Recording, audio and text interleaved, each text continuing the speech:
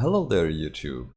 Yesterday we got the very exciting news about the first three Elite Specializations for End of Dragons and also for the first beta event next week.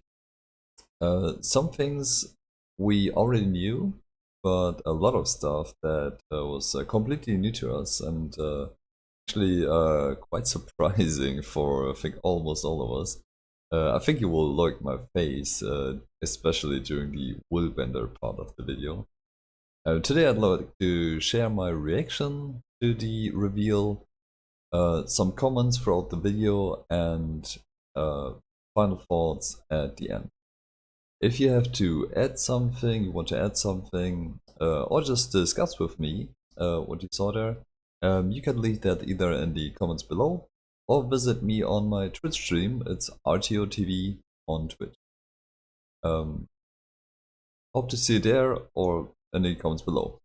Enjoy. Well, let's take a look and have Cal run us through how it works.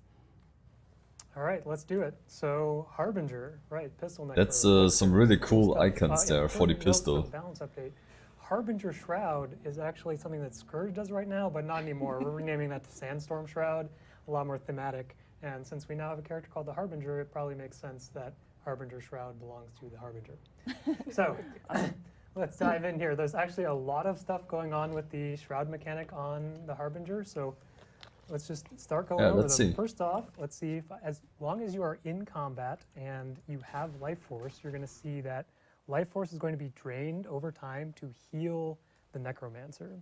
So this is going to create kind of like an interesting dynamic in how you're going to play the game, being able to build up enough life force to enter Shroud, but at the same time, you need to make sure that you're avoiding enough damage so that it doesn't actually drain too much of that life force. And I mean, you still get the upside of the heal, but a lot of the time you're going to be wanting to go into that Shroud and get access to those damaging abilities. Yeah, that is actually kind of, right off the bat, kind of an interesting change of pace for this character.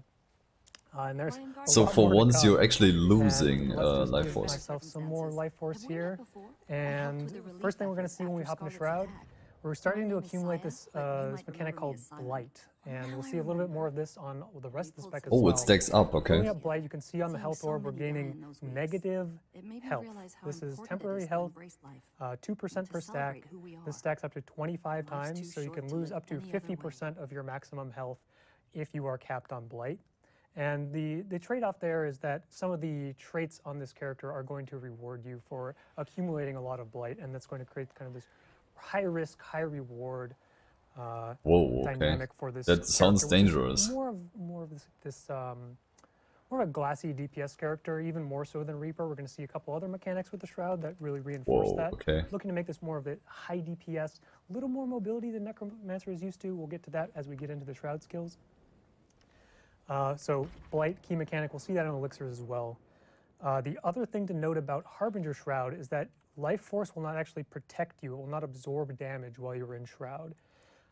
You are just going to take full damage from abilities against your health total. So this, again, makes the character a little bit more squishy. A little bit is good. Like, what the access to life force, because you can't actually be pushed out through damage, eating through all your life force. You're going to have access to Shroud as long as you have life force.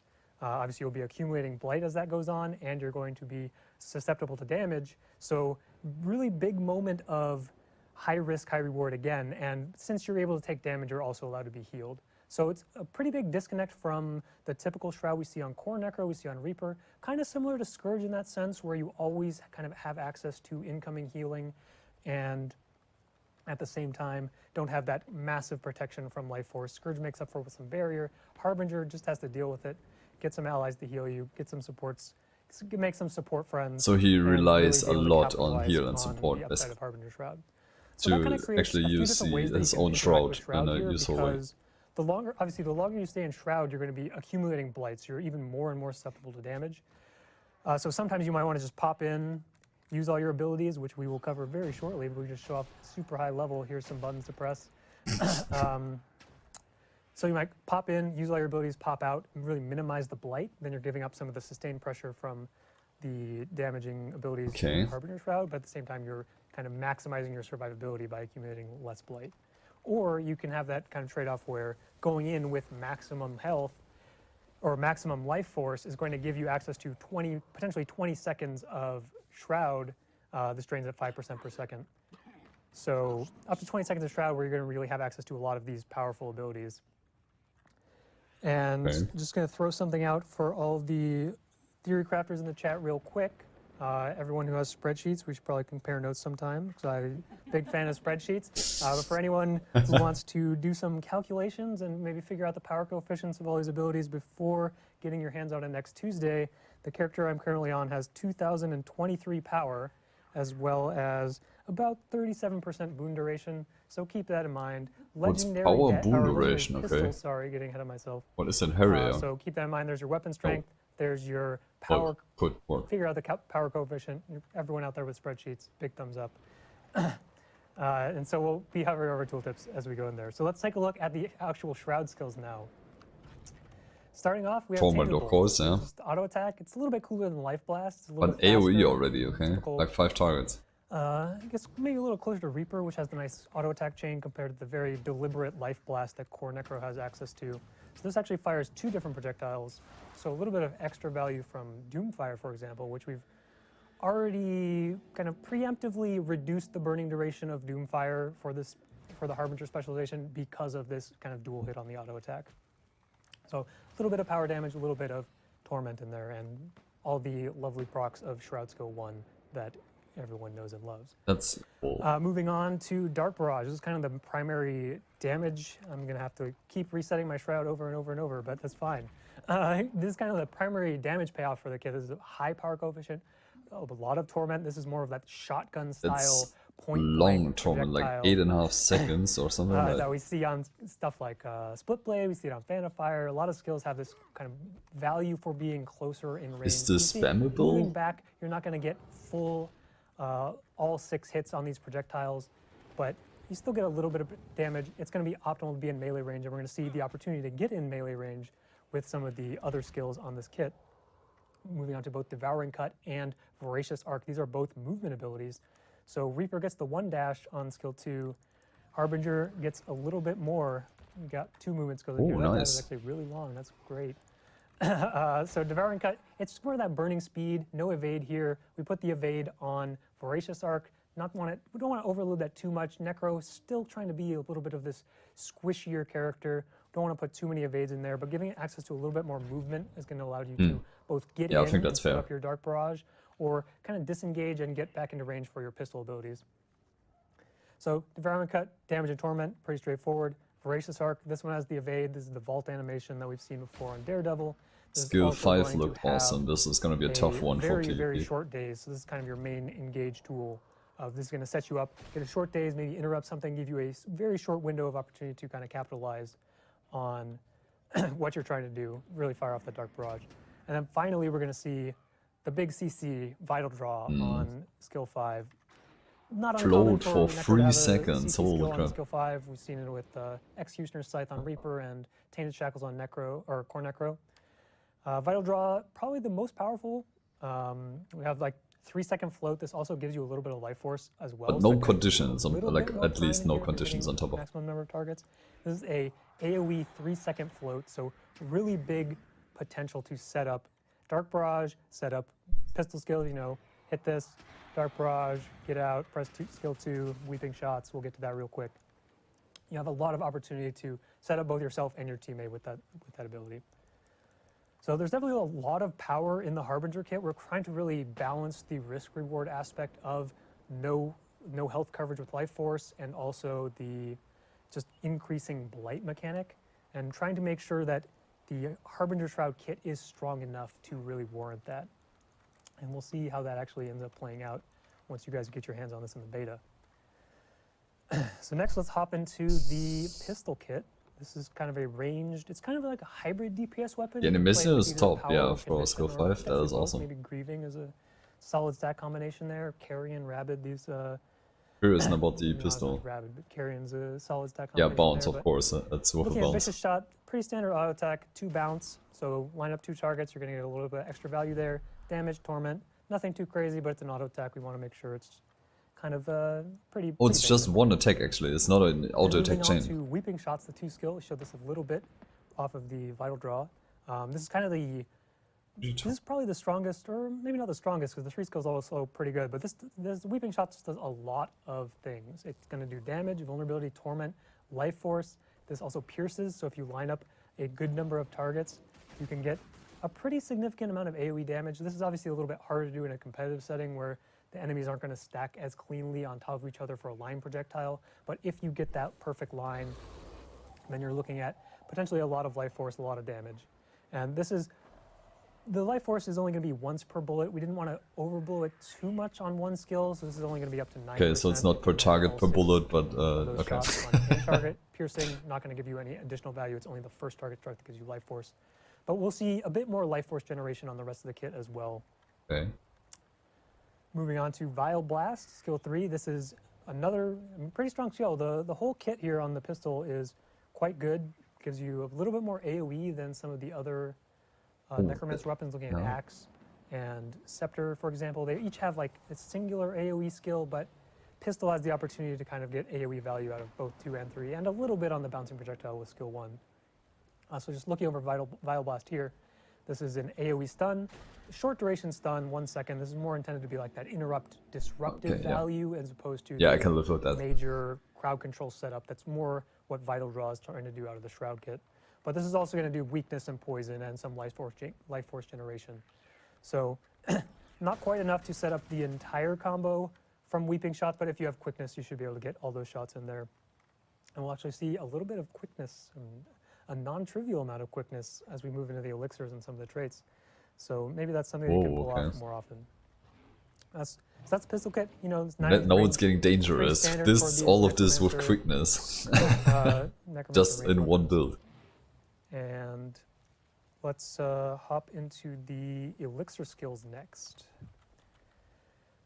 So elixirs, skill type we've seen before in engineer. This is, I mean, we're going to see a lot of boons. We're going to see a lot of. It's always blight. 5 blight. And so, by putting blight onto all of these elixirs, it kind of gives us the ability to push them a bit more above rate in terms of what amount of boons they're going to give, because they're also going to have that downside of. Oh, and with blight, you lose health, like actual health. So elixir promise, pretty straightforward. It's the heal skill, it just gives you vigor and healing and life force and a little bit of blight. And then So the more elixirs you here, bring, less health you actually have. More of that offensive option, and then combine that with elixir of anguish. This is going to be so that first sounds source of like quickness that we see here. Getting some notes on the.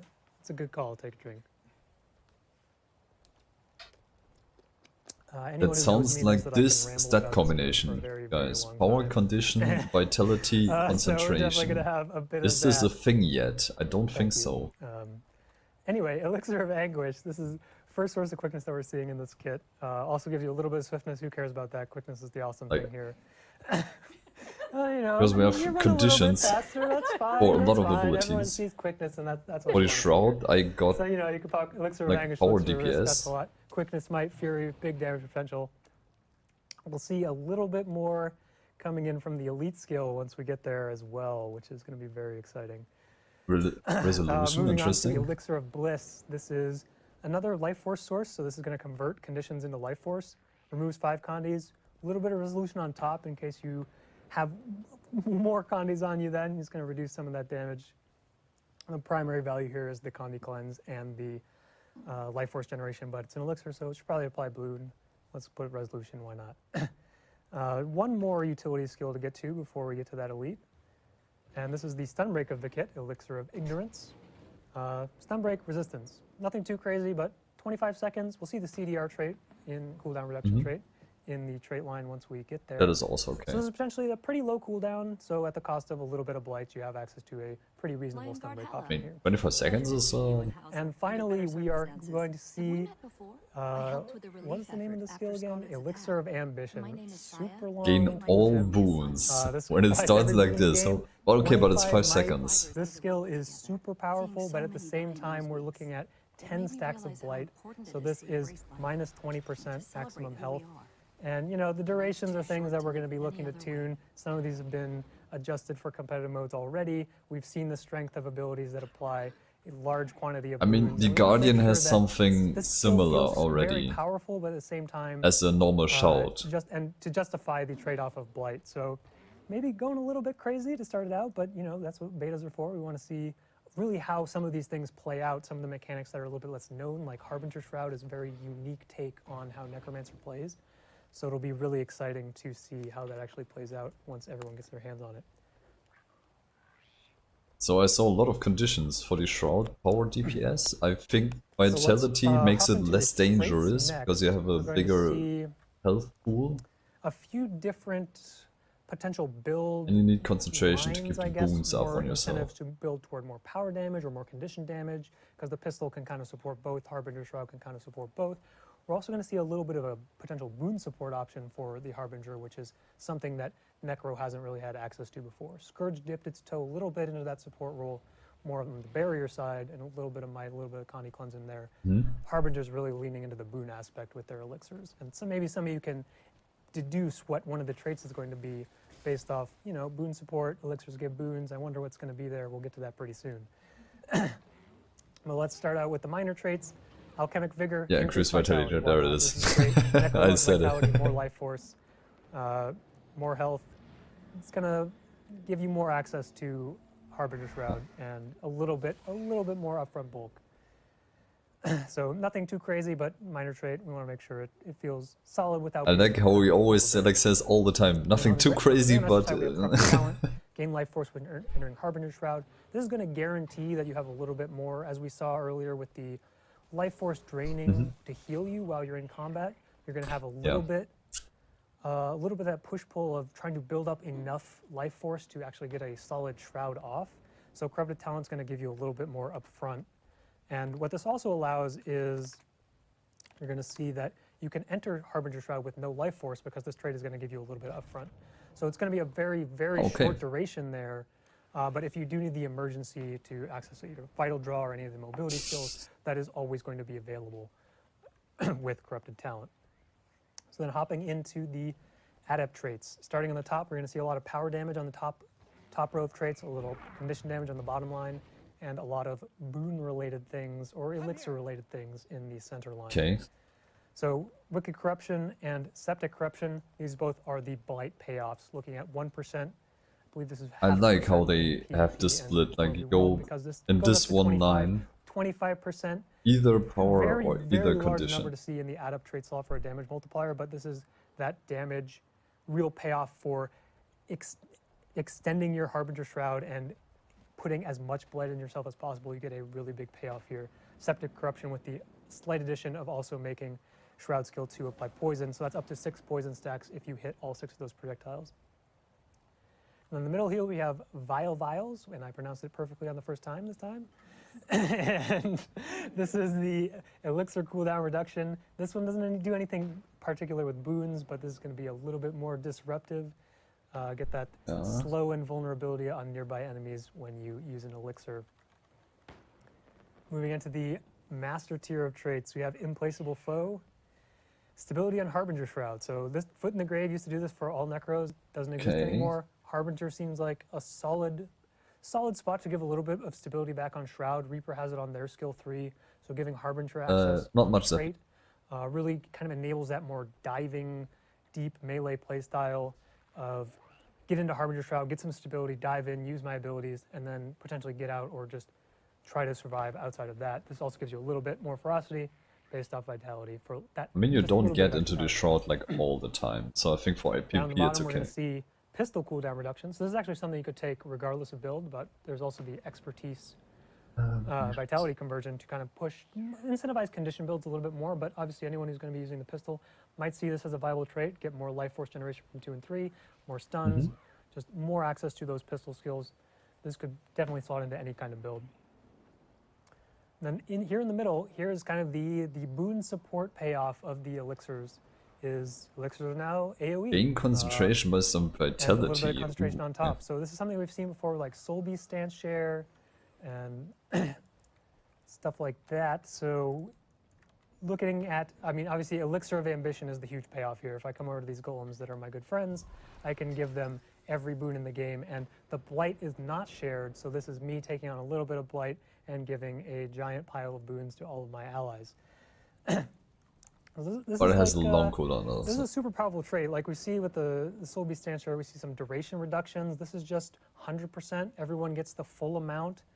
This is definitely something that could come down in the future if it turns out to be too powerful, but we really want to see how this plays as we're trying to really enable Necromancer to be kind of this boon support character. I think this combined with Boon Chronomancer, that would be pretty awesome. I'll take quick water Just to break cover before like hopping into all Grandmaster the buffs traits. for your group.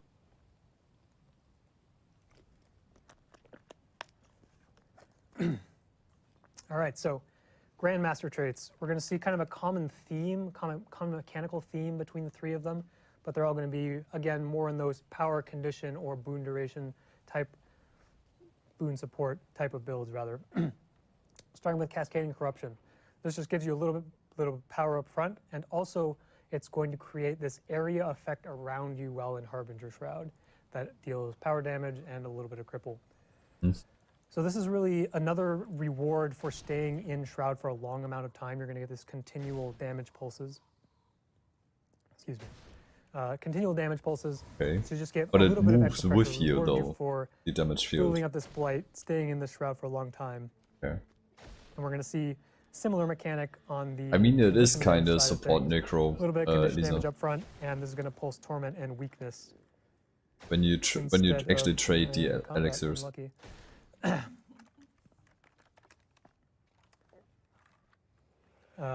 Yeah, so torment and weakness as opposed to a little bit of power damage and cripple. Hop back in here and show the torment and weakness. Very exciting. And finally, we're going to have the Just stacks up torment, like what the hell? Without Grandmaster the trait is going to be a pulsing AoE quickness. So this is for yourself and nearby allies. We've seen a little bit of this on Reaper where they have that nice, okay. pulsing quickness So you for can themselves. actually buff This one's a quickness little bit with less uptime with overall, subgroup. but it's going to be AoE, and obviously you can spec a lot more into boon duration on this character if this is the type of gameplay that you're looking for. So very, very powerful option. All of these Grandmaster traits just really reward They you are for really being in nice. Shroud It's for a very long hard to time and choose, I really think, for pushing that that one. Or you're physical gonna side switch of a the lot Harbinger there, depending on. So that's all Group we've got composition. to show off for the Harbinger here. Obviously, there's a lot more to dive into in terms of like gameplay and rotations and all that good stuff. But we don't want to spoil everything here. We show off all the skills, show off all the traits. Once you guys get your hands on it on Tuesday, you'll be able to deep dive into all that stuff and really start figuring things out. So I believe next we're going to hop over and talk a little bit about the Virtuoso. Ooh, okay, what shows again?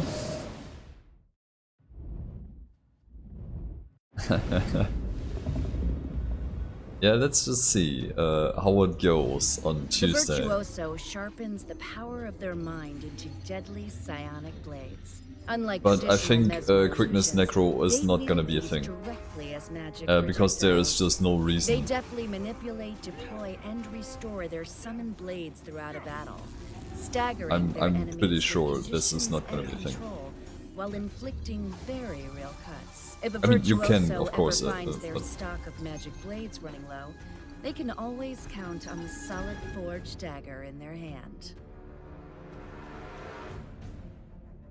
I can explain that after this why.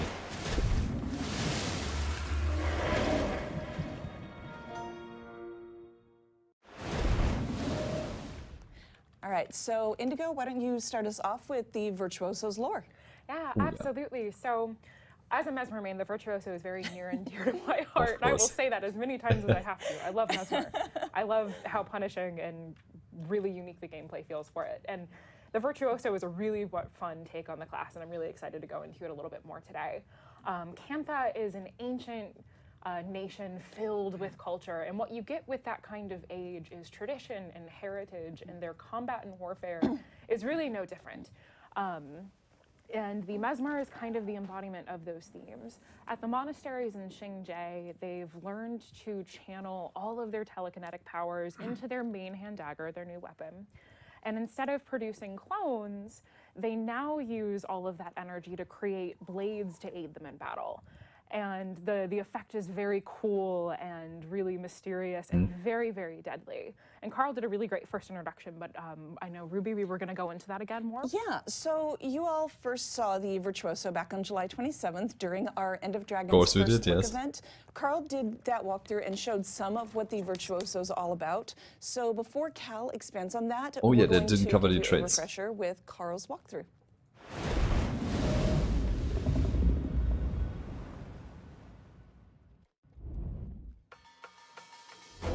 Hi everyone, I'm Carl McLean, a senior combat designer working on Elite Specializations for End of Dragons. We're here today to preview some of the abilities for the upcoming Mesmer Elite Specialization, the Virtuoso. Let's jump right into it.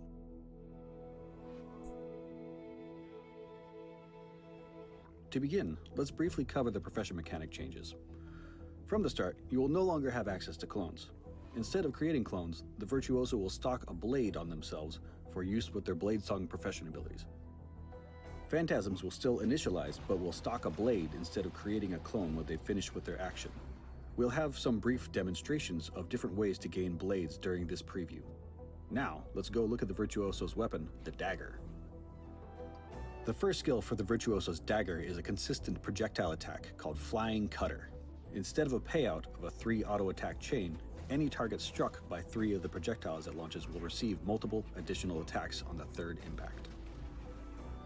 The second skill of this weapon is Blade Call.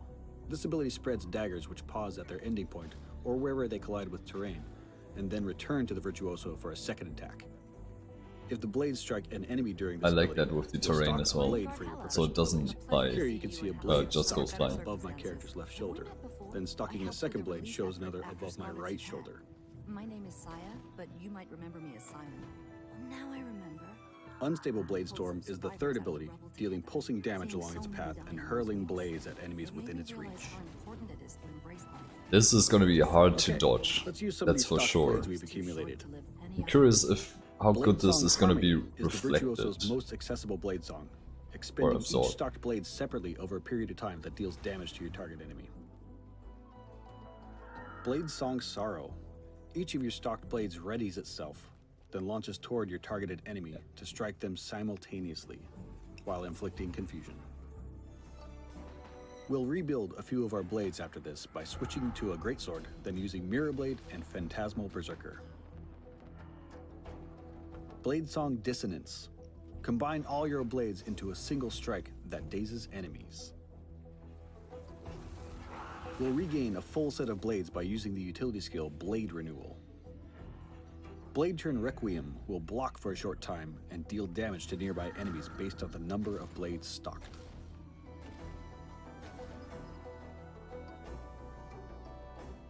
Your heal skill is called Twin Blade Restoration, which throws daggers at enemies and grants bonus effects if you hit foes with them. As covered before, Blade Renewal will grant distortion and fully stock all blades that can be used differently for each of the blade songs. Oh, you can actually move during this. Holy crap. Okay, I Rain of thought you were... Blades drops daggers on Okay, foes for damn it. restoration, punishing enemies that remain in its area. I thought, okay, that's fair. You reloading basically all your blades, but you cannot move Sword for of this short Decimation period, is a but single apparently you impact can. in an area to strategically immobilize enemies.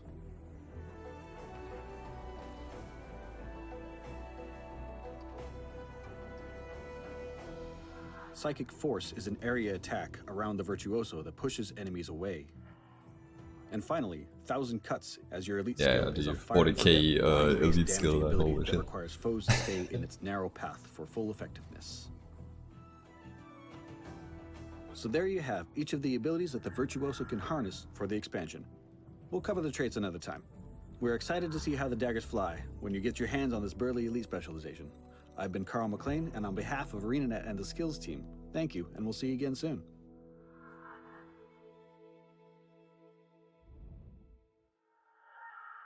I have to say, I like the lore connection to the Qingzhei monastery there. All right, so thank you for that, Carl. was and interesting. let's go back to Cal and expand on what the Virtuoso is all about. Yeah, so Carl gave a great preview. There's a few more things we want to touch on. Obviously, we have the traits to go over. There's a little bit to touch on the profession mechanic, a little bit to talk about in the dagger skills. So let's just hop into it. For all the theory crafters out here, this character has 2,120 power, so keeping you guys on your feet, it's a little bit different. So keep that in mind when looking at skill facts. So the one kind of important note here that I don't believe Carl mentioned in the video is that we're going to see the blade mechanic is again very different from clones. Clones are kind of tied to a target, they kind of dissipate when you leave. Blades are not going to have that same problem. You're going to be able to carry them with you as you move between fights. So I'm just going to run all the way out here and eventually get out of combat, and we're going to see that I still maintain 5 blades. Whoa, so okay. this is kind of really going to shift the possibilities for Mesmer, Whoa. who is typically used to, you get into combat and you need to build up some clones to get that maximum shatter damage. But here's an opportunity to have those already in place from maybe a different fighter. You just build them up while you're running around, and then you can just hop into a fight, already 5 blades stocked, and fire off. That's a lot of maximum initial damage. like So Like that's a pretty lot. interesting thing. Holy crap. I'm just going to hover some tool tips real quick. Carl went over all these, but again, we actually have the power number here, so get out your spreadsheets and calculate these power coefficients. I won't stay too long. You guys can catch it in the VOD because we've already talked about these skills. I do have one more trick to show on Blade Call. Carl talked about how Blade Call, it's kind of that boomerang projectile. It comes back when it hits a wall. So if you're right next to a wall, then you have that much quicker return time.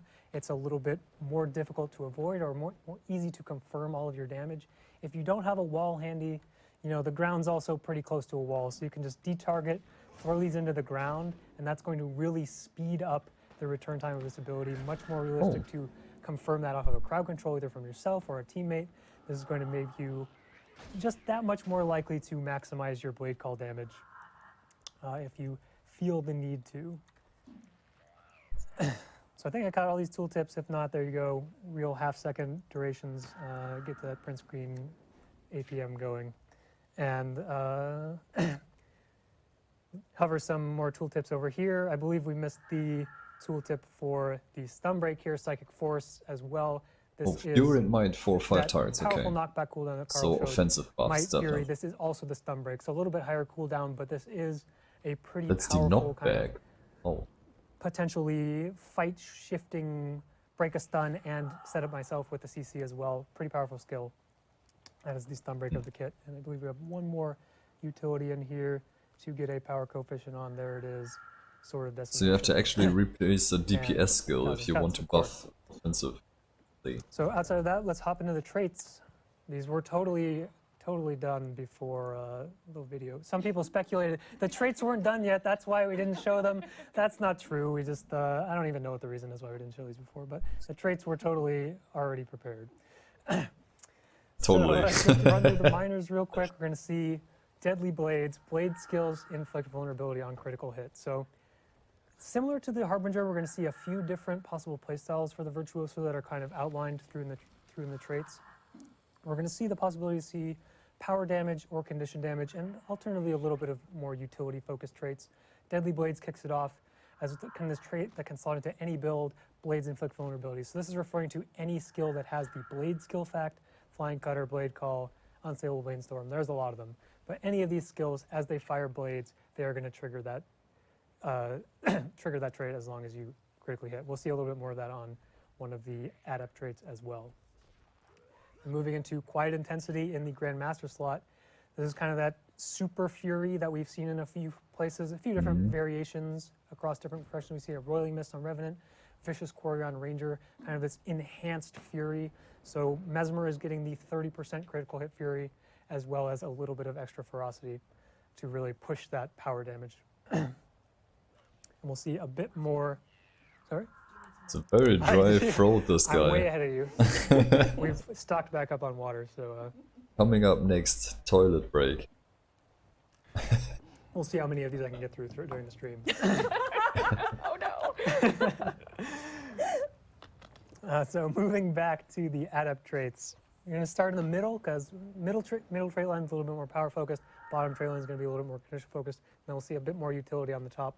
So let's just start with the power. Mental focus, strike damage increase against foes within the range threshold. So a little bit of Okay, 600 is not much. That is Difference, the dagger kit is obviously 1200 range, and this gives you a damage bonus for being within 600 range. So slight disconnect, but it's more pushing that more, you get more value out of the dagger skills by being closer, right? Like Blade Call, you get the full shotgun effect of that triple projectile. Unstable Blade Storm, a little bit slower of that moving projectile. So being closer is already a little bit more valuable for this character, and we're just going to reward that with mental focus being that that's good. close range damage multiplier. And here on the bottom we see a bit more condition focused, Jagged Mind, blade attacks increase. Blade attacks inflict bleeding on critical hits. So similar, Vuln on crit on the Master Tier Minor, bleed on crit here in Jagged Mind. This is any blade skill, so this really opens the door for a condition damage build because we saw all those blade skill facts across different skills. This is going to be potentially a lot of bleeding application. And finally up top we have Blade Turn Refrain.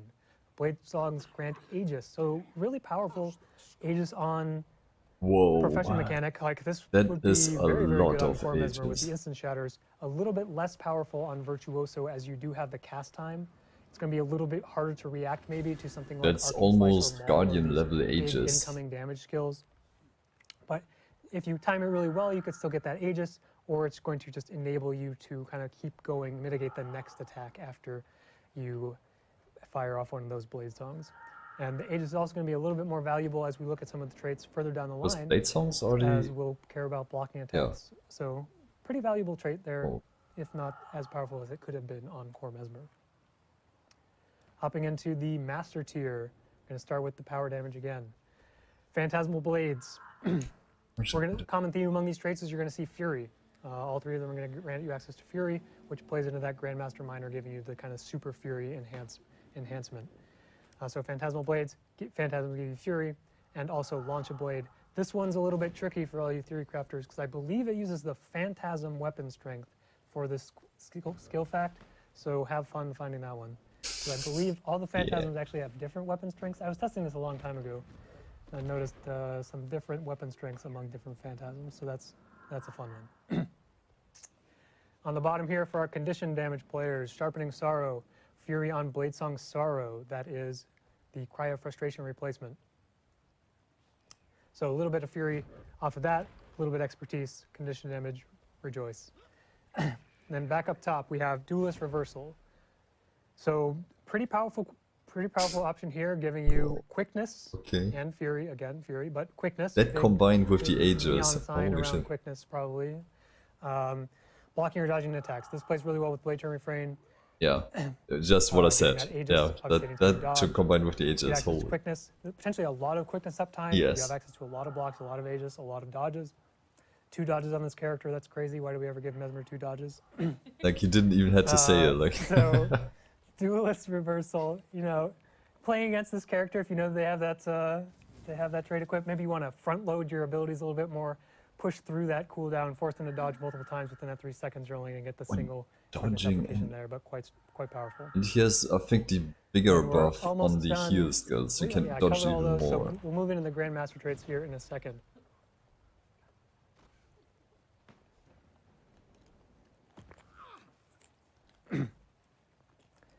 So we're going to see another common theme amongst all 3 Grandmaster traits is that they're all going to be pushing that blade generation or clone generation that Mesmer really wants to see, and especially Virtuoso as we've increased the cap up to 5, really looking for even more access to clones or blades in order to push those kind of full power shatters. Starting off up top, we're seeing Psychic Riposte. Block or dodge is going to stock a blade. So this, and something we're going to see here is that these are probably a little bit above rate again to some of the other clone generation traits that you see on Core Mesmer. I can see the trade line, how Deceptive people are gonna Evasion, go where in if you wanna dodge, you get a PvP. clone, obviously that one doesn't I can see it in successfully- front of me. Successfully It's- dodge whoa. an attack, but every dodge gives you a clone with Deceptive Evasion. Psychic Riposte, you get dodging an attack or blocking an attack, so quite a bit of clone generation is possible with Psychic Riposte. You also get a little extra blade throw in there, get some trait triggers, why not? But I think the big value of this trait is going to be the amount of blades that you can potentially generate, especially looking at traits like Blade Turn Refrain, looking at the block coming out from Blade Turn Requiem, and obviously just dodging well. As long as you're dodging attacks, you're going to be able to generate a lot of blades. And you can also just run Deceptive Evasion with this as well. Generate multiple blades per dodge. Really powerful option. This is going to potentially create a lot of shatter potential for this character. Blade song potential, why not? Interchangeable. I'm going to say clone every time. I'm going to say shatter every time. Blade turns, clones, blade songs. It's all very confusing, but it's all mechanically, we all know what we're talking about here. Yeah, of course. Then moving into the middle, we Chancellor. have Infinite Forge. So this one is a little bit less bursty. This is more of like a more sustained clone generation trait. Yeah. Over time, just Combat in only, combat, okay, you're that's going good. to be able to build up some amount of blades. This is every 3 seconds up to a threshold. So there's a little bit of play here where you're not going to be able to immediately burst up to 5, you're not going to be able to burst up to 3, or Yeah, I if you think are that's doing okay. that with other sources, you're going to lose some of the value from Infinite Forge. But if you're looking for more of that deliberate, a little bit slower paced, really just maximizing your clone generation, as you sit here with Infinite Forge building up clones, you're going to have access to the ability to shatter pretty frequently for a solid amount, and you can also stack, like bring in your decoy, your mirror images. Once you get up to that 3 threshold, burst up to 5, fire off your blade song, and get a lot of value off of that. Then finally, leaning more into the condition damage builds, blood song here, increased bleed damage, just a nice little bonus on top. This is also going to give you a blade whenever you stack 5 bleeding on a single target. So this is all sourced from the Mesmer. okay. Applying a bleed to a target with 4 bleed stacks from someone else, not going to do anything for you. Probably a little bit more balanced that way. I think And people but this are is, gonna again, go this to is something that's power going to be able to generate DPS potentially way a lot there. of clones Power in a DPS short right. amount of time, because if you're hitting a bunch of I targets can see that. and applying a lot of bleeds potentially with, you know, Jagged Mind or some of the other sources that Mesmer has access to, you could potentially be hitting like 5 targets, applying 5 bleeding, Since you and getting don't a have pile of like blades to the way shatter with. like not crazy many So again, conditions on your all other these Grandmaster abilities. traits are pretty powerful, I feel like, in terms of the amount of clones that you can build up compared to some of the more standard Mesmer gameplay. We're definitely going to be keeping an eye on how strong all of them are as people play with them a lot more. But we really wanted to push Virtuoso a lot toward that ability to really push those shatters with the 5 cap and the kind of unique differences of the characters already pointing your eyes toward the shatter mechanic. So let's give a lot of access to blades to this character. And so that's all we got to cover for the Virtuoso here, and we got one more specialization to talk about, which is the Yeah. Willbender. Now we're talking Willbender.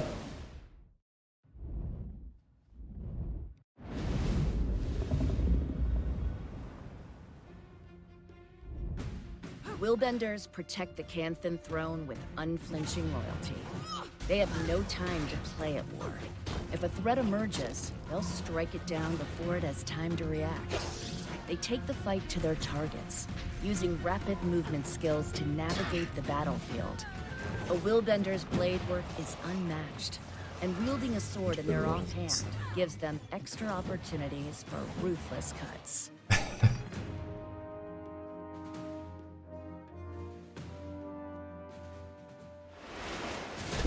Okay, let's see. Please don't screw this up, Arena Knight.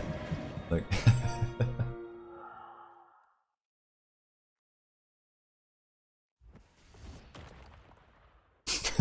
Raptor bolt popped out there.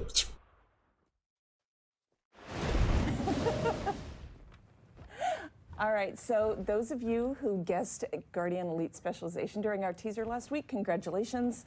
And one note, something that I'm really enjoying is how closely to Cantha the lore is all tied. So why don't you run us through the last Elite Specialization today and that lore? Yeah, absolutely. So the Willbender is actually really exciting on that note specifically because it gave us an opportunity to not just dive into the lore, but to dive into the lore of ancient Cantha, even predating what we knew from factions. Whoa. So Willbenders are traditionally protectors of the Emperor of Cantha, or the throne of Cantha, more specifically Empresses too. And more specifically to that, they were protectors of the Wei no Su, or to be closer to the stars, which were certain emperors and empresses that had achieved ascension through celestial trials. Nice. So they're mildly important and probably shouldn't be killed. So Willbenders are really, really potent protectors, and which goes along with the Guardian class as a whole. But like the Harbinger, they're kind of a tonal breakaway from what we're used to. They're definitely still protectors, but in their gameplay, they're a little bit more brutal. And with their new offhand sword, their whole thing, they're kind of like more of like an assassin. Like a right hand to the throne, or the throne's sword hand, more specifically. And their whole MO is that they get in there quickly. They're the first one to strike. And I'm really excited for everybody to dig into that a little bit more with Cal, because it's one of the more unique takes on a class that we're very familiar with. Let's do that now. Poor guy has to talk again. We can do Okay, it. so it's the old sword skills on Willbender. 1 to 3. Super zoomy, fast Guardian. We saw a little bit on the That featurette. looks A very lot of martial really- arty there, 7, 8, and 9. That really diving into that, but And really elite skill. pushing that more assassin-y, roamer, kind of skirmisher playstyle. I mean, we've seen the similar silhouette with like Sword Revenant, heavy armor, with that similar high mobility playstyle. Warrior maybe a little bit slower with their offhand sword. But Guardian is really going to be pushing, again, toward that more melee brawler, kind of glassier again, high mobility, a little bit disconnected from the usual deliberate, slow movements that we see with the Guardian profession. Yep. And for all of the spreadsheeters out there, this character has 2,189 power, so all three of them are different. That's just how the default loadouts turned out. I'm going to go complain about that to somebody after this.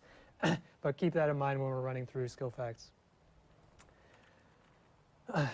But first, before we get into the sword, let's talk about the profession mechanic a little bit. So we're going to see something pretty different from the kind of typical virtues that Guardian has. We're very used to these passives that are just always there, and then you're going to activate the virtue, and it's going to have like a and singular swiftness. upfront effect. But the Willbender virtues are quite different.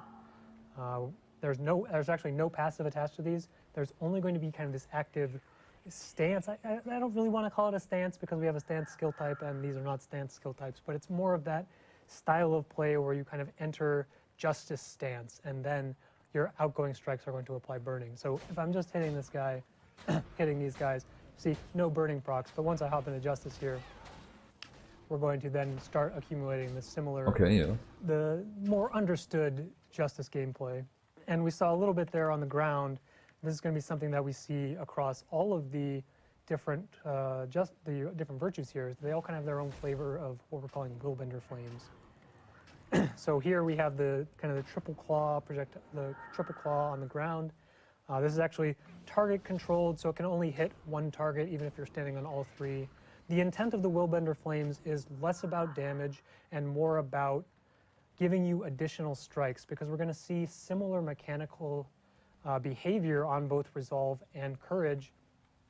That's a little bit different from what we're used to.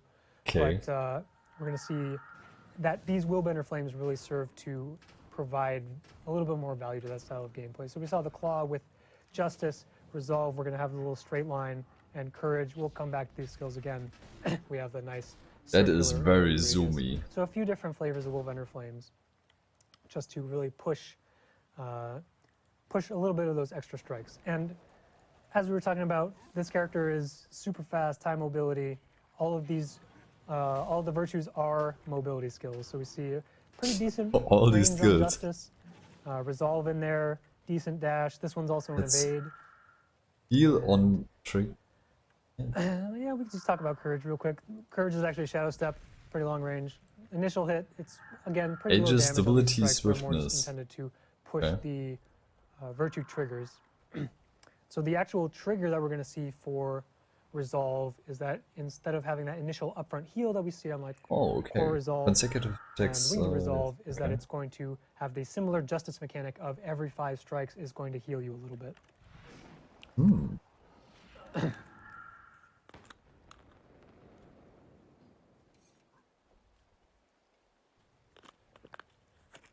These are really fast animation. So I I'll just like that. lose some health here real quick and be in combat, so that matters. So see that while we're in justice, we're getting this, or in resolve, sorry, we're seeing. And that's not 652 even a for healing using proc. You skill. can actually get a lot of healing. What the Obviously, hell? I'm leaving like 5 golems at a time. So maybe more in that WoWo environment, more in that open world, blobs of enemies. You're going to have a lot of opportunity to get a lot of potential healing here. Or if all your enemies stack up in PvP, maybe you can also do that. Probably a little bit harder to get as many multi-hits, but still a lot of healing potential from the Was that Resolve. also stun break, by the way? Resolve Virtue. Evade and... Then moving into Courage, Oh, it's not, we actually. have Crashing Courage. And the proc here is actually, again, a pretty powerful effect. The 5-hit trigger here is going to be both Aegis and Stability. So this is really enabling that kind of dive potential for the character. You're just gonna, if you dive in with Courage, you're gonna be able to, I didn't attack anything, probably a mistake. I recommend attacking things after you activate your virtues. So that's gonna give you the extra, up to 12 stacks of stability, that's insane. But that again, is a lot getting of multiple targets stability. here, Oh, per five strikes, you're gonna get Aegis, you're gonna get stability. So really powerful cooldown to kind of give you a little bit more staying power in the fight. But one thing to keep in mind is that these stances, I'll just keep calling them stances, why not? These virtue stances all overwrite each other. So if you do proc, if you fire off Justice and fire into Resolve immediately, you see that I now only have Resolve active. yeah, okay, This that's is going to good. create a little bit of decision making in terms of if you want to maximize your mobility or you want to maximize your virtue triggers. Because if you're looking to maximize virtue triggers, maybe your enemy is able to disengage after you dive in with Justice, they shadow step away and you actually need to chase them, so you can't really get full value out of your Justice, and you might need to continually chase after them, and then you're losing access to either Justice or Courage or Resolve. But on the upside, you have a lot of chase potential. You just go pretty far, throw in some movement from skill 5 on the What's sword. the cooldown Talk about again? that I soon. check So that. a lot of movement. There's even more movement on the utility skills that we will get to in a few Whoa. moments here. So that's pretty much how the summary of the virtues. Pretty different from standard Guardian virtues, but I think it creates a really interesting. Okay, let's see the kind of utility playstyle, skills. I feel like I really have to pushing say a that lot melee about this. brawler character. Like, I feel already I have to say a lot. Yes. This is already All right, more moving into the sword mobile kit. than So we have Thief, offhand I sword, think. 2 skills here. I'm going to start out with Advancing Strike. This is the one I kind of showed off. Oh, Movement CC skill. and slow, okay. So it's just a dash if you don't have anything targeted. If you have something targeted, if you end up in You don't within even need a certain mount amount of anymore, like, range, holy hell. at the end of this dash, you are then going to do a final shadow step and attack. So a little bit of that rush, warrior greatsword rush, but a little bit more controlled with the shadow step. And then a nice slow and a very short immobilize 1 second. It's not intended to be like this major lockdown. We're going to see more of that coming out from the utility skills. We're going to see more of that on the elite skill, or there's more expectation that this character is going to be set up by their allies and as the assassin dive in and really secure the kill. So Advancing Strike, not going to be enough to fully confirm Executioner's More calling targets here. free, okay. But I wonder if you can get a larger lockdown from either your allies or some of the utility side skills, you can land that. So taking a quick look at Executioner's Calling here, this is the main damage payoff of the sword offhand. Pretty big damage multiplier. We got some vulnerability in there. Pretty straightforward skill. This is the multi-hit. You do the initial stab animation into the double swing. So it's basically you 2 swing your hits, sword and then basically. you swing your swords again. If and you use get the skill and you hit something, solid you amount have of 1 damage additional bonus coming hit. out from this skill. Yeah, so I mean that's all there's to the sword kit. 2 skills, but it's gonna really lean into that mobility, damage, assassin-y type playstyle. I see 2 We're gonna see a little bit more. 2 from times the utility healing side of skill, things, yeah? So where that's you a can kind battery of system on a push healing a little skill. bit more toward crowd control if you really want to, or push more on the mobility side if you want to. That one gives or just kind of swiftness, push yes. for damage if you want to. I think. So moving on to the heal skill. Physical, Reversal of okay. Fortune. Guild Wars 1 players probably recognize the name. Kind of an homage to that skill. We have Striking, a very healing and stuff. fairly similar mechanic, if not, Yeah, it's okay, not exactly that's, the same. And the games are very different. We're not going to see exact one-to-one copies there. But we're going to see with the Reversal of Fortune is it kind of has this similar full counter type mechanic where you are doing this initial block channel. And if you fail to block anything, you'll get a little bit of a heal here. Let me stay in combat so I don't randomly heal myself. But you're going to see, if you don't block anything, you get a very small heal, not very rewarding. That's totally by design, because the upside of this skill is if you actually block an attack, let's just have my golem friend use some fire grab or something. See, a bigger payoff there, that's about a 4K heal, so about double. But you're also seeing actually taking 0 damage from that ability, so fully absorbing the damage from the incoming attack and getting a heal on top of that. Really, really high upside for this skill, because obviously if you're going to block something like Maul or Kill Shot or these heavy damaging attacks, you're effectively gaining tens of thousands of health in What is this combination cooldown, with by the way? 4,264 of this skill. So pretty high upside, and it's definitely going to be kind of a key gameplay moment playing against Recharge this 15 character, seconds, okay. because you're going to want to make sure you don't trigger that reversal of fortune and really limit their options and reduce their healing. Okay. 50 seconds is this. Okay.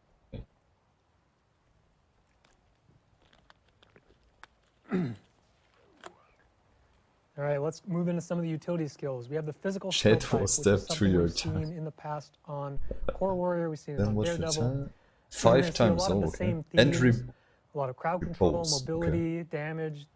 A lot of the same themes on the Willbender, but kind of doing their own flavor of physical skills. Start off with Flash Combo, pretty powerful skill here. This is going to be using that kind of fist flurry mechanic that we saw on the Daredevil, where hitting all of these rapid strikes is going to unlock a secondary skill. In this case, it is Whoa. a Shadow Return. So this is a super powerful cooldown, because if you jump in, land all these abilities, you then have a 6-second window to then fire off the rest of your kit. Just press all your buttons, why not?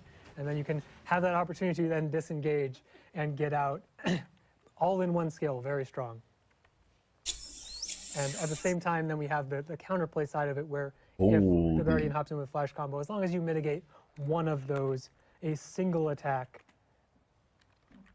then they're not going to be able to hop back out. So we see this golem as Aegis. I'm a terrible player, so I used my skill on a target with Aegis. Don't get my flip over repose, and now I'm just going to get... Well, I'm destroyed playing by Guardian first because it's my main class, so... but yeah. Moving on, we move into Whirling Light. So this is basically, I mean, this Lunge is a damage forward skill. This is a and pretty perform. solid damage skill. A little bit of weakness in there, but primarily Range we're 600, looking at power okay. damage, we're looking at burning. This is a super cool whirlwind kick animation, AoE, multiple strikes. But So this also very really fast plays animation well again. into the virtues, which want those multi-hits. They want you to cleave multiple targets. We're seeing Whirling Light is a great opportunity to do both of those things while also doing a good amount of damage. And as a side effect of this, a kind of bonus effect of the skill is that it's also a little bit of a movement skill, but you're primarily going to want to use it when you're already in melee range, because I'm very you're curious already about the starting these traits now, whirlwind kicks because... at the start of the ability. like, So using it to engage, you're losing access to the maximum damage potential of this skill. And if any of these golems ran away from me, you would see that there's a little bit of a chase movement component to this ability. As you like, when I use it far away, I move toward my target as long as I'm not already in range. So a little bit of chase down, but primarily a melee range, AoE, big damage ability. Next up, we have Heal Crack. This one's pretty straightforward. Okay, Damage CC, and yeah. stun, 0.01 in But PvP melee, and World. Look forward to that.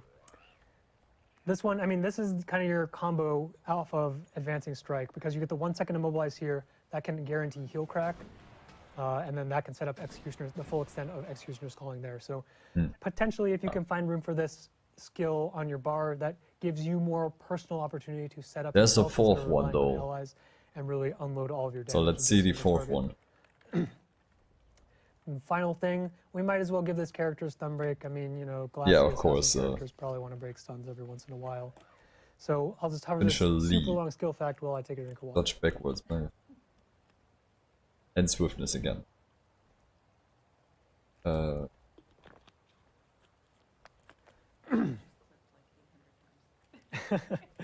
right, so Roiling Light, stun break, evade. This is kind of that similar like backwards roll mechanic we see in a lot of skills. Oh, but that's a nice roll, though. Same thing. Like, it looks You get a really flip over nice. skill.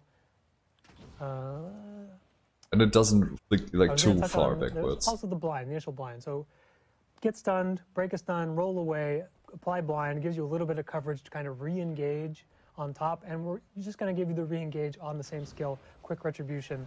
This is a 3-second daze, single target though. I mean, you get a lead finisher in there, maybe there's a combo field on the ground, get a little bit extra value, but 3-second daze, this is really going to allow you to potentially shift the momentum of the fight as you're breaking a stun, evading Let's attacks, see the applying blind, elite skill, though. applying a Now daze, I'm come curious, back like, in, after and all then of this. gives you another window of opportunity to really push forward with all of your damage. And finally, we're going to see the elite skill, Heaven's Palm. This is another powerful crowd control skill. A lot stronger than the 2-second stun we saw on the, what was this called? Heel crack? Yeah, heel Wait, kick, what heel was crack, that? same thing. Someone Heaven's knocking Palm, down your target 4-second for- knockdown. This is a single Oh, target, and not but it's target also out going of to do back, kind of an okay. area attack around you. So this will knock down your target and push everyone else away. So this is kind of trying to isolate your primary target, really enable that kind of assassin-y gameplay where I isolate the primary target, or isolate Okay. the priority target, and then unload my damage.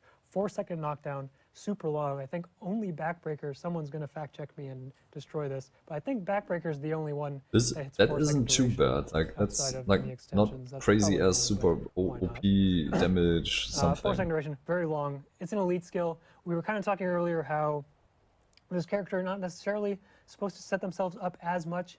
Elite skills are typically a spot that we tend to break or bend rules a little bit more. So this really kind of pushes that more crowd control option. Maybe you build Yeah. a little bit tankier. You build, take heel crack, take Heaven's Palm, a little bit more of that disruptive brawler instead of the full glass cannon, the assassin. But Heaven's Palm, pretty strong cooldown in the elite slot. Then we're going to hop into the traits. Yes. Now it's getting now it's getting really interesting.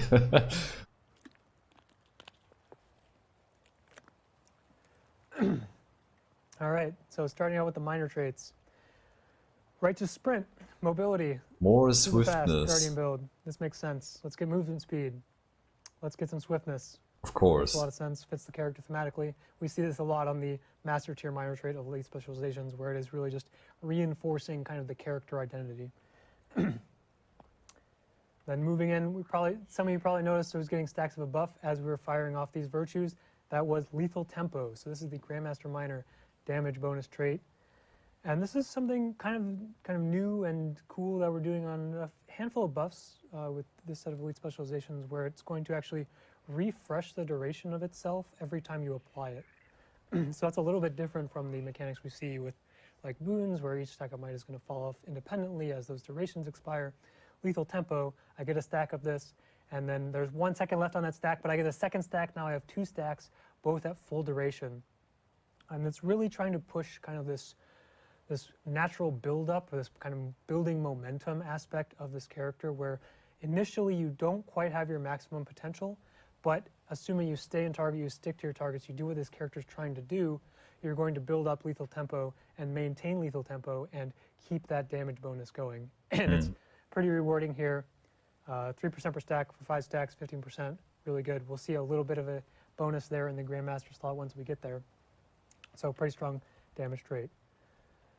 Moving into the adept traits, we're going to see it's a pretty similar theme across these traits, where they're all doing this more natural trade-off within the trait itself. We're maybe giving above rate for the value of this slot than we usually do, but at the same time you're going to be giving something up.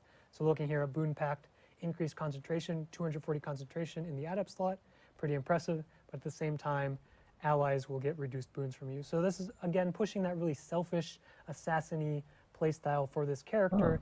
If I want to extend my fear durations from Monk's Focus, if I want more resolution duration to keep up my crit chance from Righteous Instinct, maybe you go into Boon Pact. Probably not, because the next trait we're going to talk about is more just straight up power focused, but it's definitely an option if you're looking to just have a little bit more boon duration.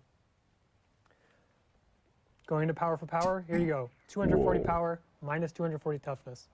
So pretty big trade-off there for a pretty big gain. This is pushing Guardian down pretty close into that light armor range. So bottom health, bottom armor-ish. It's feeling a little bit more like an Elementalist, so you can enjoy going into the down state and pressing all your abilities there, as Ellie mains are all used to. But again, as long as you're, playing well, dodging your abilities, just dodge. 240 power in the adept slot, pretty powerful trait. And finally, we have Conceited Curate here in the bottom trait line. Gives a little bit of healing power at the trade-off of not healing allies. That is really This character doesn't really want to interesting. heal allies anyway, so it's just a bit more upside. Like 240 group healing power, support maybe is not all gone, that much. basically. This could definitely be higher. We're definitely going to be, watching the data from the beta, watching all the feedback from the beta, seeing what's overtuned, what's undertuned. This is definitely something that could come up. needs a little bit more of that selfish sustain. If that's the option you want to go to, this is the trait for you. So then let's move on to the master tier. I could just switch it up and go grandmaster traits and throw everybody off, but that doesn't really make sense. No. Please, we move to an order there. Plan now, so.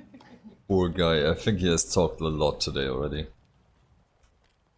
So the first trait we're going to see in the master tier slot, restorative virtues. This is actually a really interesting trait, and it's really trying to push the mobility aspect of this character.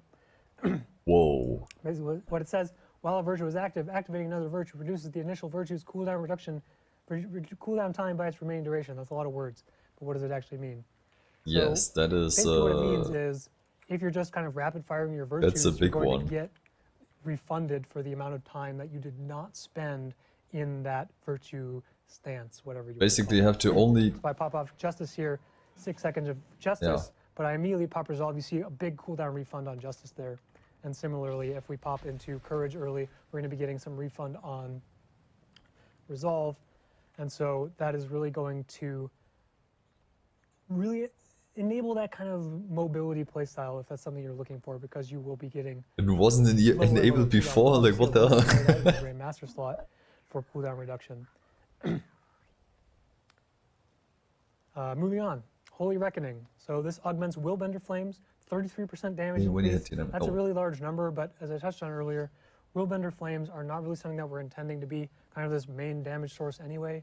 So you're looking at 33% on top of a pretty small power coefficient already. It's not going to be doing a whole lot of value there. The main upside here is the healing per target struck. So you're going to look at this trait, and maybe in combination with Resolve. If you're hitting a lot of targets, we're going to see a lot of potential healing.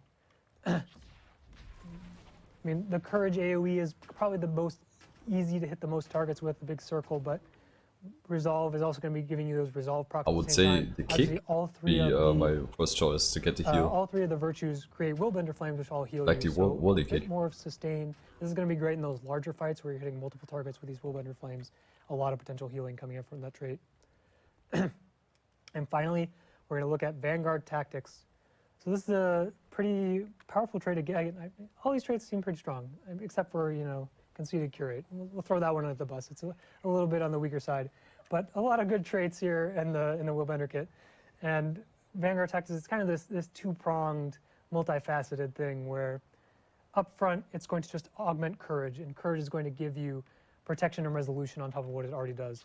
We have a similar trait over in Virtues that gives protection on Courage, so those are going to add together. We're going to get a lot of potential protection duration if you take both of those together. But the kind of secondary component of this skill, or this trait rather, is that it gives you resistance on any shadow step. So we're looking at skills like Judge's Intervention, Symbol Blades. Guardian has a lot of shadow steps. We have even more shadow steps on the Willbender kit as well. So potentially a lot of resistance uptime. And this one is actually a trait that came to the party pretty late. This is more after the change we made to the resistance boon in the recent balance update, where previously resistance was, full condition immunity, and that's way too powerful an effect to put on. It's basically like the most Shadow Step. tankiest tank, but he's also the Flash. That's the impression that I get from this.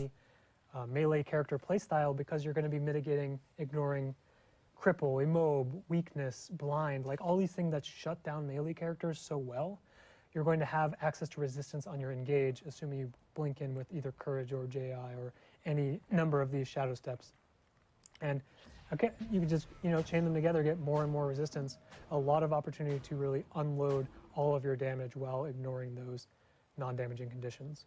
And almost done, so close. Only 3 more traits to go, and we're done with all the specs. So we'll get to them in a short minute here. It's interesting that they have basically no buffs on the skills, but everything solved by traits. Common theme amongst Grandmaster traits or the Willbender is that they're all going to And you can augment choose one if of you the want to have virtues them or in a not. particular way. They're all pretty different, but they are all pretty powerful. Let's just throw out that word again, why not? Call everything powerful, and then when it's not powerful, you guys can all give me flack for it. Alacrity on a Guardian, there it is, Feel like guys. doing that. Starting with Phoenix Protocol, this is going to be your Resolve, augmenting Resolve.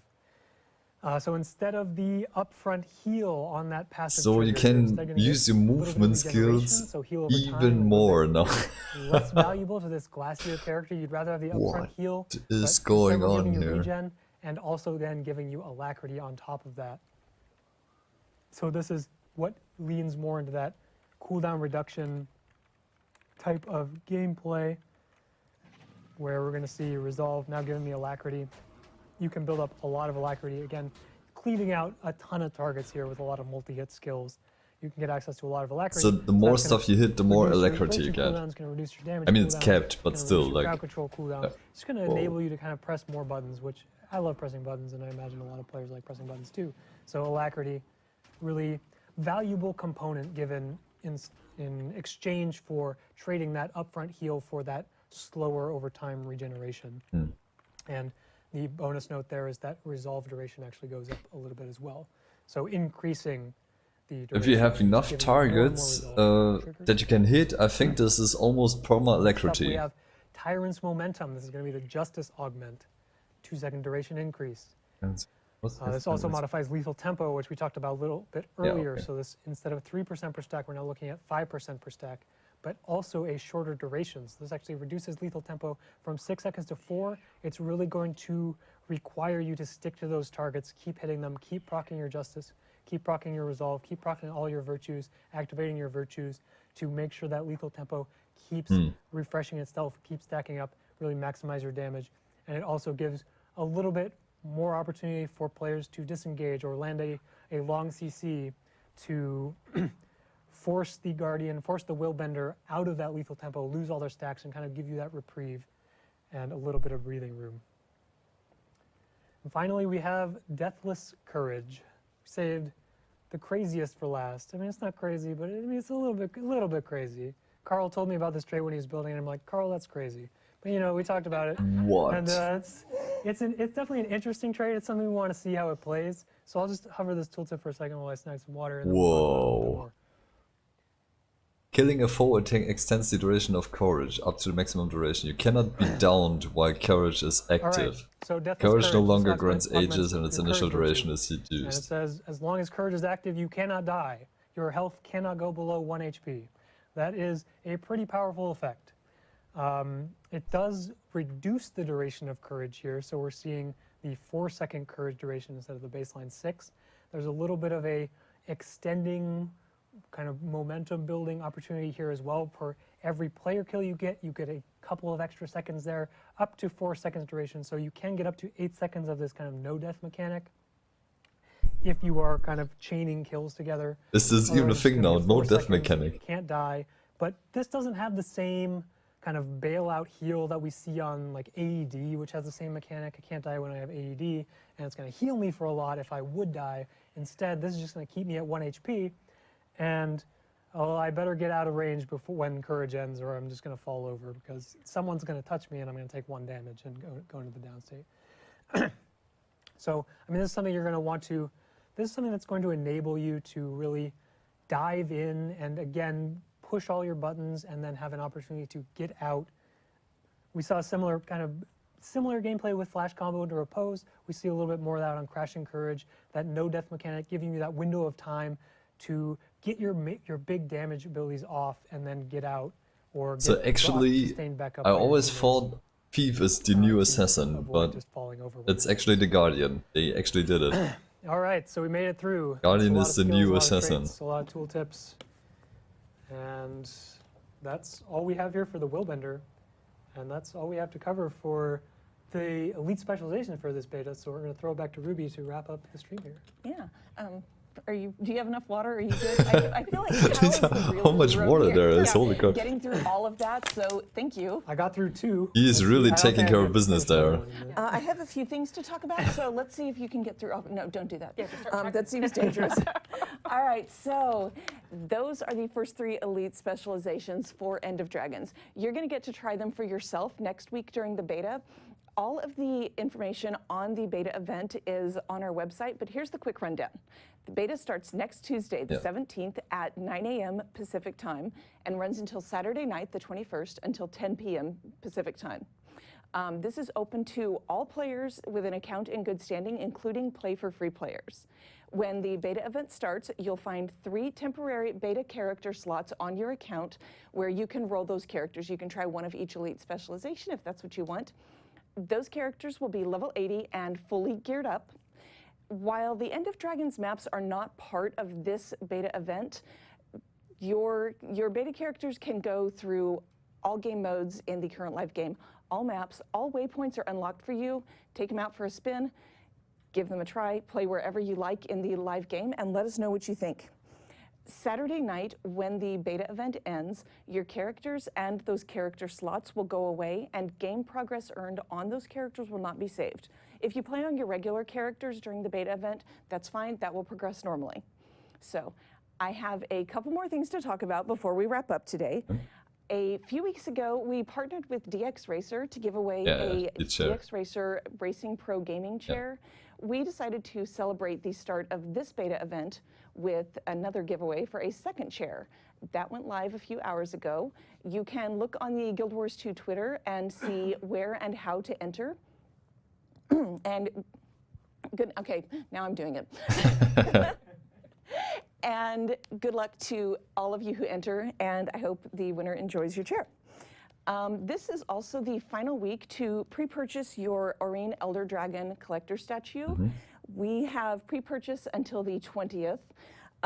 This statue is a mirror of how you see Aurene in the game right now in the Hall of Monuments, right down to that iridescent shine, which is put on there through a process that we talked about a little bit on the website called vacuplating.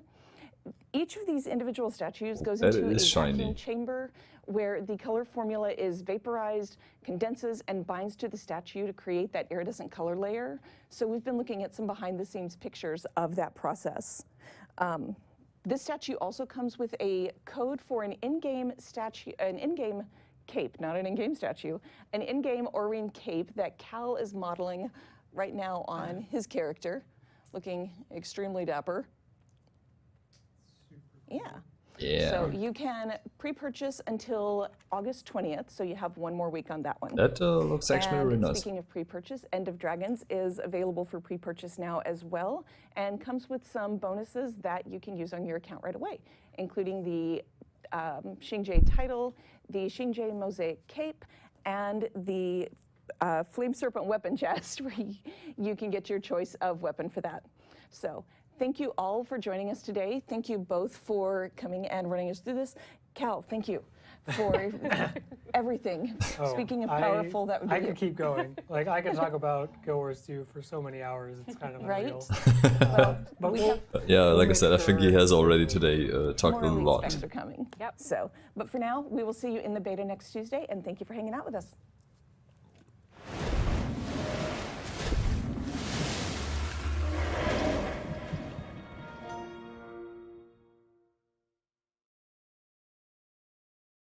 Okay.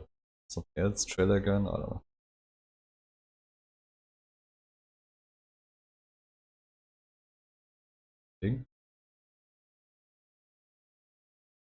Okay, nothing's happening. Am I? Yes, I'm correct. So, guys. I think we have to talk a lot about like screw all the others. I think we have to talk about a lot about the Willbender.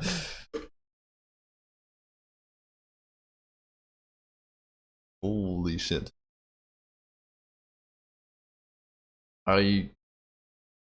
It's really not even close, like not even remotely close to what I was expecting. This will get in the much better to me now.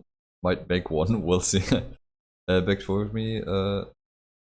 I am on, like, we're gonna discuss the stream a little bit more, maybe an hour or two. Maybe you catch me if you get home.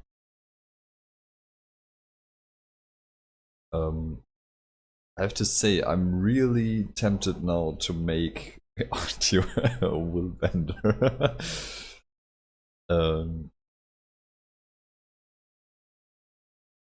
Whoa. I mean, we were all expecting more movement, but that is just insane. Like, you have basically swiftness the entire time. You have shadow steps, multiple, like a lot of them. You have these dashes. You have even trades where you can bring down the cooldowns of your movement skills. You have yes, you have basically perma alacrity when you, as long as you have enough mobs that you can hit. I'm really put on the music again here. As long as you have enough mobs you can hit, you have perma alacrity, which brings down the cooldowns even more. Like, holy crap! This is gonna be like everyone's worst nightmare in PvP. Like, by far.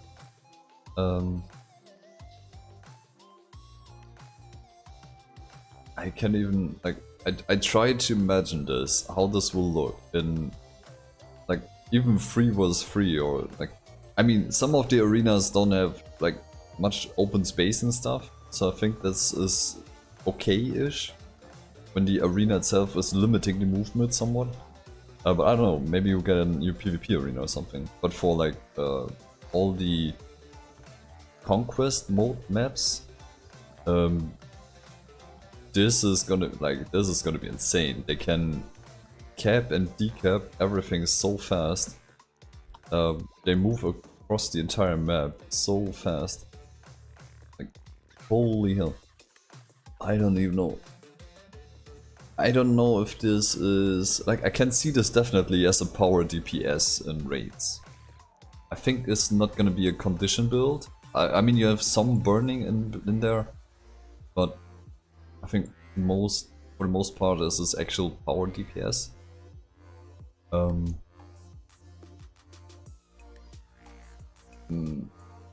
mean, you have to move back and forth from the boss a little bit. When you have only one boss and it's a like stationary thing, then you have to, I mean, well, you can dash like on him basically without making any distance, and that might just look weird. But yeah, sure.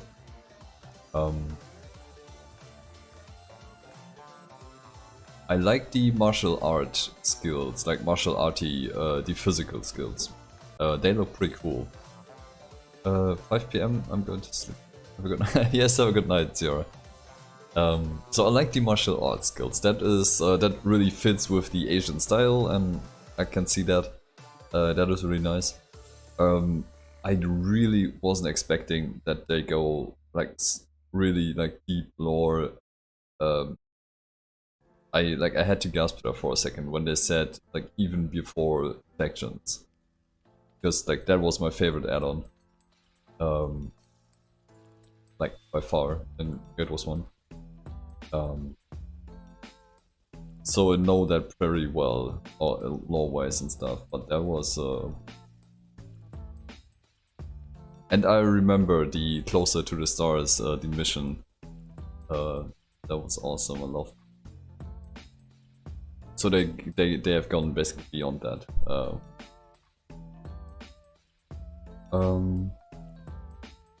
What do you guys think? I think you're kind of shocked by like all the defensive buffs, all the alacrity and all the movement. That's just so much. Holy crap! Yeah, I think that's another sign that they just love Guardians. I think this is gonna be a very fun build. New character aspect for will be. I think RTO will get a secondary spec for the first time. Like, she never had one. She's always gonna be either support, like core support guardian, before the add-ons, or heal firebrand with buff of fire, but it's always support focused, always healing, always like backing people up. And I think I was gonna make my other firebrand a Willbender. But I think for the very first time I'm gonna give her a second spec. This just looks too good, and I feel like I want to play this on RTO. Doesn't look like an easy chart to play. Yes, I think this is gonna be a very tricky thing with all the movements, because you can basically dash in like all the directions. If you have your targeting not figured out, you can end up somewhere. So for open world or raids, I think more for raids, this is gonna be a difficult one, because you end up in AoE and void zones and shit. But like for open world, I think this is gonna be awesome. I think I'm not even gonna use my mounts anymore, like for real. Like why would I? Just yeah. Yeah. And for what are we gonna strike? I should say. So there's definitely no trash. For boss mechanics, we don't know that yet. I think there will be some stuff that you can get into by accident, by dashing the wrong way or like rolling backwards when you're better should not. Yes, and I think she also needs another armor set. But for the Willbender, I think I will give her something like Canfin style. She always has looked like this with the Norn cultural armor. I always stay true to the Norn look and all the themes with weapons and stuff. I think for the Willbender it's fair when she gets another armor set for these seconds back with a style that's true to the other class. I find the Harbinger really interesting. I like the way they are going there. I've talked about this a few times on stream already. Like I like the idea of negative health, and that is basically what they're doing. Like I mean, you don't have minus, I don't know, 1k HP, but you lose health temporarily, basically. Yeah, like however you use your skills, you have more or less health, and it's way easier to die. So you can deal a lot of damage, but you can screw yourself over with that. And you rely a lot on heal and support. Like heal Scourge is the OP thing. Like you have all the barriers, you have the heals, and just way too much HP, and yeah.